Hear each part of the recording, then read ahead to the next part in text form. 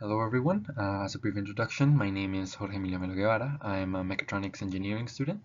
This is my ninth semester and I'm really glad to have you all here, and I'm really excited to share the progress we've made in this exercise. So thank you for being here and let's get to it.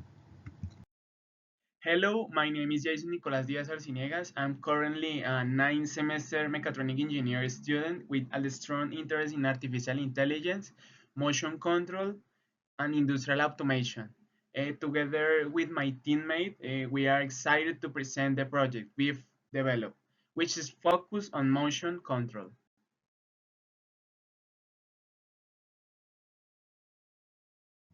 Bueno, ya entrando un poco más en materia sobre lo que hicimos en el ejercicio, me gustaría empezar por hablar de la arquitectura de comunicaciones que pues comprende este primer apartado del reto. Entonces, en primer lugar, obviamente teníamos un computador, el cual pues tiene los programas de FactoryTalk, Studio 5000 para la programación de la lógica y RS Links, el cual pues básicamente hace la comunicación entre Studio 5000 y pues el pack y los dispositivos que están conectados a él. Entonces, esta conexión entre el pack y el computador se hace a través de pues, una conexión de Ethernet, al igual que también se conecta mediante ese mismo, pues, digamos, ese mismo tipo de conexión el pack con el variador. Posteriormente el variador obviamente se conecta al motor y pues hace su control ya desde el apartado eléctrico. Entonces, adicional a esto, me gustaría, pues digamos, hablar, aunque no lo usamos, de Logic Simulate, que es otro programa de FactoryTalk, en el cual, pues digamos, se pueden simular entradas y salidas digitales, que pues como ya mencioné, en este caso no fue necesario, pero pues digamos suele ser parte de este tipo de ejercicios. Entonces me gustaría hacer nota de eso. Bueno, ahora vamos a hablar sobre nuestra logiquita de Studio 5000. Previamente tuvimos que haber configurado nuestro variador de frecuencia en Studio 5000 por medio de Ethernet, así como se muestra ahí pues, en la diapositiva. Y recordemos que también previamente directamente en el variador de frecuencia, o sea, de manera manual, tuvimos que haber configurado la IP de tal manera de que esté dentro de la red pues, interna, en este caso la del laboratorio. También, pues, cuando lo configuramos, le pusimos ese nombre, BDF-JE. Entonces, con eso ya podemos, digamos, de alguna manera, poder tener nuestros bits, tanto de start, como de stop, como de todas esas cosas que nos permiten el variador de frecuencia comunicarse por Ethernet, podemos llamar a esos bits. Entonces, por eso ahí tenemos en las bobinitas de salida, tenemos BDF je.o.start, eso es para, pues, es el bit que le dice al variador, pues, que inicie. Tenemos también nuestro bit bdfje.o.stop, pues, para parar el motor. Y tenemos ahora también nuestros bits, aunque pues este sí, digamos que su tipo de variable es de int, o sea, de 8 bits, que es el de la frecuencia que el variador de frecuencia nos pide. Entonces ahí tenemos nuestros dos contacticos normalmente abiertos. El primero para start y el otro para stop. Entonces recordemos que pues este cuando lo activamos o le hacemos un toggle bit, permite el paso de corriente y pues hace que esa bobinita se prenda, ¿sí? Así como digamos coloquialmente se dice del paso de corriente. Ahora para la parte de la velocidad del motor, recordemos que en la guía se nos pedía que la idea era que nosotros metiéramos, digamos, la velocidad en RPMs. Eh, para esto tenemos que hacer como un análisis previo para poder ingresar esta velocidad, puesto que el variador lo que pide es la frecuencia en Hertz. Entonces tenemos que hacer ese cambio. Entonces para eso utilizamos tanto el bloque mul como el bloque diff, pues uno es para multiplicar y el otro para dividir. Entonces ahí nosotros ingresamos nuestra velocidad en RPMs y por multiplicación y división, pues llegamos a nuestra frecuencia en Hertz, que es la que el variador de frecuencia nos pide. Y nuestro bloque move, básicamente todas esas operaciones que hacemos, la idea es que esa variable o el valor de esa variable sea enviada a, a esa, a esa variable de frecuencia de entrada. Entonces ahí por eso tenemos move, bdf, frec, output. Gracias. Listo, ya que Jason nos mostró la lógica que utilizamos, es hora pues de mostrar el ejercicio como tal ya montado en el laboratorio en físico, funcionando correctamente. Entonces, empezando, podemos ver todos los componentes, el computador con la lógica que ya explicó Jason, el variador, el cable Ethernet que conecta el variador con el pack, el motor inicialmente quieto. Entonces, la primera cosa que ocurre en nuestra demostración es que activamos el contacto Start. Cuando esto pasa, el variador emite un sonido. Esto obviamente no se escucha porque el audio del video la verdad no estaba tan bueno. Entonces, preferimos cortarlo. Sin embargo, cuando uno está allá presencialmente y el contacto Start es activado y todo está funcionando correctamente, el variador emite un sonido que pues nos indica que está listo para funcionar. Entonces, ya con esto podemos pues pasar a ingresar la velocidad para el motor, la cual queremos. Por ejemplo, empezamos con 1200 RPM. Entonces acá vemos como pues ingresamos esa frecuencia, esa velocidad, perdón, y el motor pues la refleja girando a esa velocidad. Tal vez no se alcanza a ver por la calidad, pero el variador nos muestra también la frecuencia en Hertz, que es equivalente a la velocidad que solicitamos.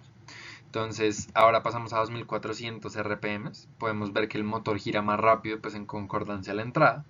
Y por último, pasamos a la velocidad máxima del motor, que son 3600 RPM. Y pues podemos ver la frecuencia también máxima en el variador, en Hertz. Y por último, indicamos o pues ingresamos como entrada cero para que el motor se detenga. Entonces podemos ver cómo empieza a girar más lento, hasta que eventualmente se detiene completamente. Por último, lo que hacemos es activar el contacto stop, lo cual deshabilita el variador y pues ahora independiente de cualquier entrada que se le ingrese, el motor ya no va a girar más porque el variador no está funcionando. Entonces esto es básicamente la demostración de nuestro, pues digamos, nuestro ejercicio ya en el laboratorio y pues sigamos.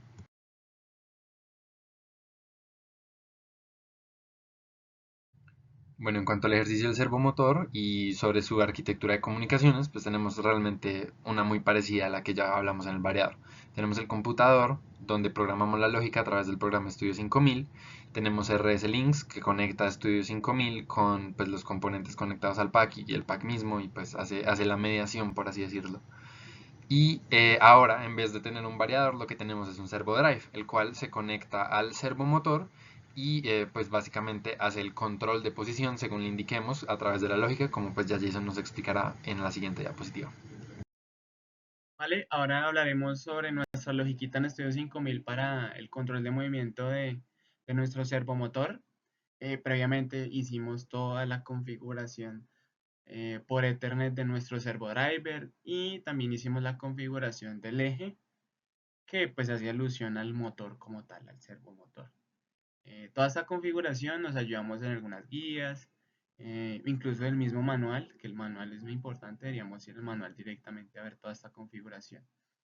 Bueno, ahora para manipular este servomotor utilizamos estos bloques, como lo son MCO, MCF, MAH, que obedecen al control de movimiento de nuestro eje. Son bloques de control de movimiento que nos permite hacer nuestro pack. ¿Listo?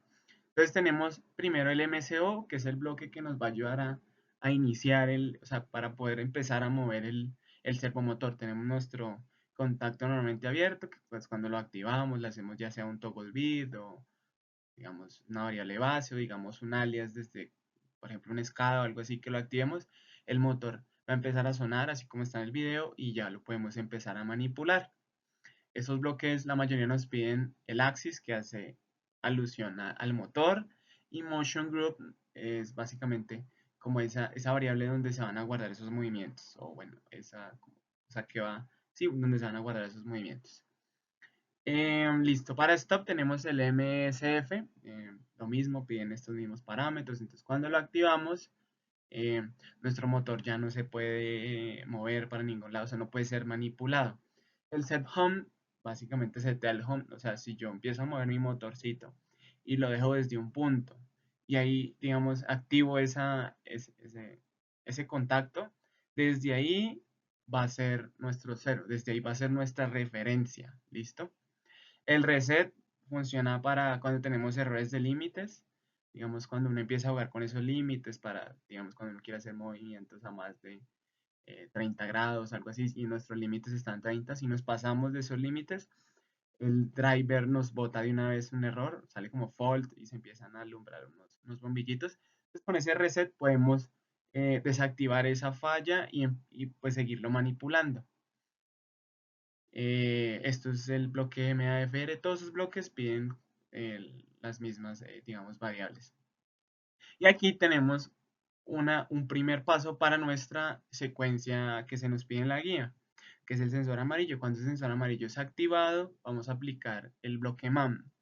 Este bloque MAM nos permite hacer movimientos ya sea de manera absoluta como incremental de nuestro servomotor.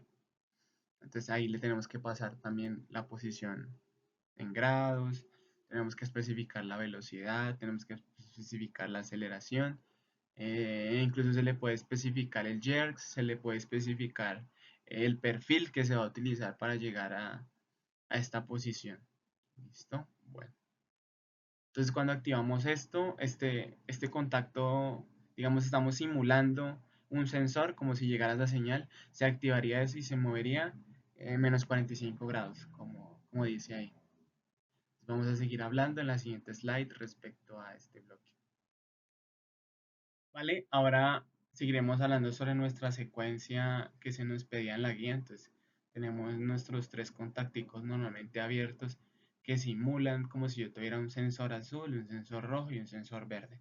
Y tenemos nuestros bloques de control de movimiento MAM que nos permite hacer un movimiento, digamos, a estas posiciones, teniendo en cuenta como referencia el, el home definido. Que todos los movimientos se ven al final de las slides en el video que grabamos directamente en el laboratorio. Recordemos que para poder, digamos, tener estos movimientos a nivel de grados, se hizo una configuración en el eje a nivel de escala, digamos, que nosotros lo que hicimos es que una vuelta son 360 grados, entonces él ya entiende cómo debe de hacer este control. Entonces, lo mismo, cuando activemos el sensor azul, digamos, se va a mover 45 grados. Entonces, como se ve en el video, nosotros lo que hacemos es, nos movemos 45, volvemos a home. Nos movemos 60, volvemos a home. Que ese bloque lo explicaremos en la slide siguiente. Bueno, finalmente tenemos nuestros últimos dos escalones, dos rank. Tenemos ahí nuestro bloquecito para volver al home, que simplemente es poner posición 0. ¿Por qué? Pues ahí nosotros tenemos en nuestros bloques MAM, tenemos la opción de poner tipo de movimiento o move type, cuando sale ahí. Que tenemos dos opciones, o que se mueva de manera absoluta o de manera incremental. Cuando nosotros decimos que se mueva de manera incremental, él va a tener como referencia en el punto en el que esté. Es decir, si yo por ejemplo estoy a 60 metros y yo le digo, muévase 60, él va a moverse otros 60 metros con respecto al punto en el que estaba, ¿sí? Mientras que en las coordenadas, digamos, absolutas, él se va a mover con respecto al home, que es el que definimos anteriormente. Entonces, por eso, como le ponemos es 0, él vuelve a donde es 0, teniendo en cuenta ese home definido. Y abajo tenemos nuestro bloque para movernos a más de 90 grados, que era como, digamos, una especie de reto. Que ahí, como se va a poder ver en la siguiente slide, podemos movernos a más de 90 grados. Que la verdad, pues eso es muy sencillo, simplemente es cambiar los límites en la configuración inicial. Muchas gracias. Estamos aquí en el laboratorio, ya tenemos todo nuestro montaje, el servomotor está conectado, tanto su potencia como su encoder, tenemos el servo drive, la fuente de alimentación y pues todo lo que respecta al pack.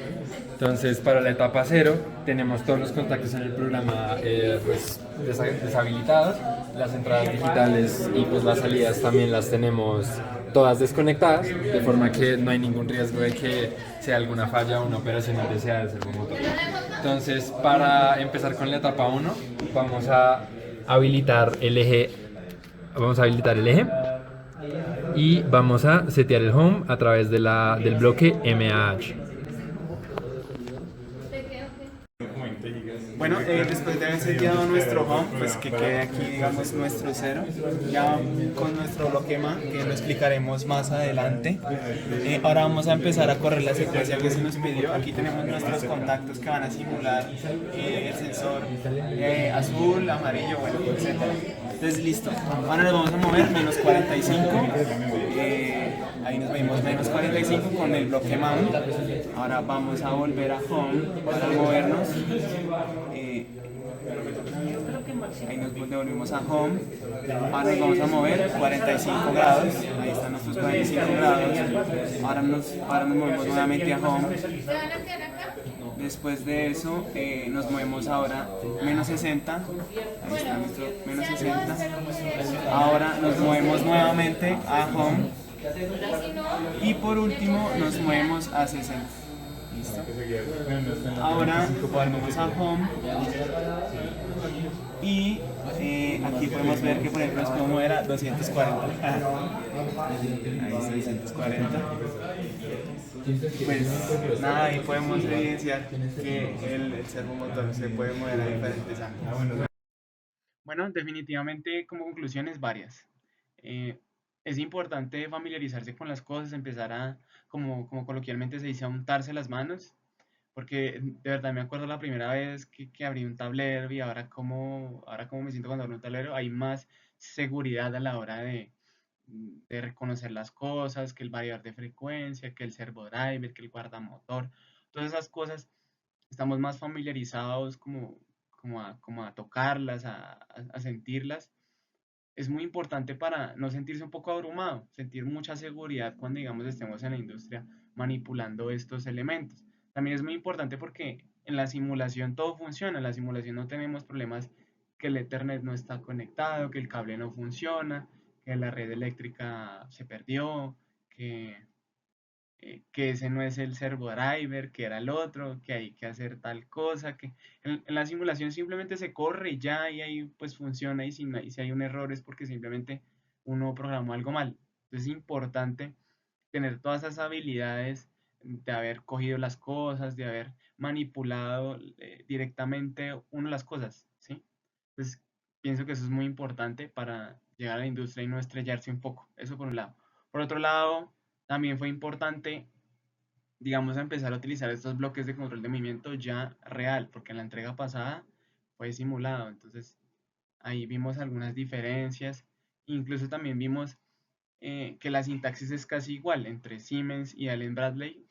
Entonces, podemos ver que ese proceso de aprendizaje es mucho más rápido, puesto que ya vimos estos bloques de control de movimiento, pues, digamos, con otra empresa.